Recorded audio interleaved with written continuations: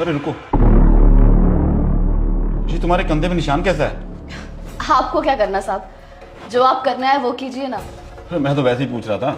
ये दाग साहब, ये तो मेरे बचपन से है, शायद मेरे माँ बाप के भी रहा होगा, क्या पता। मैंने तो कभी अपने माँ बाप को देखा भी नहीं। मेरी ना एक छोटी सी बेटी थी, उस पर भी ये सेम मार्क था। ये लो मेरी बेटी, संभालो इसे। अगर ये मेरे पास रही ना, मुझे तो बर्बाद करके रख देगी, इसलिए मैं तुझे बेचने आया हूँ। अब निकालो मेरे पैसे। ये ले, पूरे 2 लाख है। अब ये बताओ तुम क्या करोगे इसका? तुझे इससे क्या, मैं इसको जिंदा रखूं या मार दूं, तेरा काम हो गया ना, निकल यहाँ से। अब आपकी बेटी कहाँ पर है? पता नहीं, मैंने तो बचपन में उसे बेच दिया था, अब पता नहीं वो कहाँ होगी। क्या साहब, आपने अपनी छोटी सी बच्ची को बचपन में ही बेच दिया था?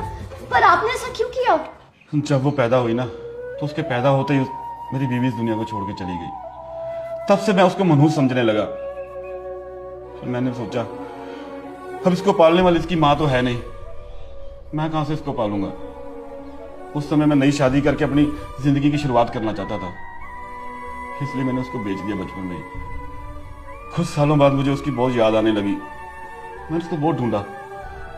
उस समय मेरा बिजनेस भी डाउन होने लग गया। फिर मैंने एक पंडित जी से पूछा, तो उन्होंने मुझे बताया कि तेरे घर जो लड़की आई थी ना, वो लक्ष्मी बन के आई थी, वो तेरे भाग्य खोलने वाली थी, और तूने उसे बेच दिया। उसके बाद मैंने उसको बहुत ढूंढा, पर वो मुझे कहीं नहीं मिली। पता नहीं वो जिंदा भी होगी कि नहीं। साहब, एक बार अपनी बाजू ऊपर करेंगे? क्यों? एक बार खींचिए तो सही।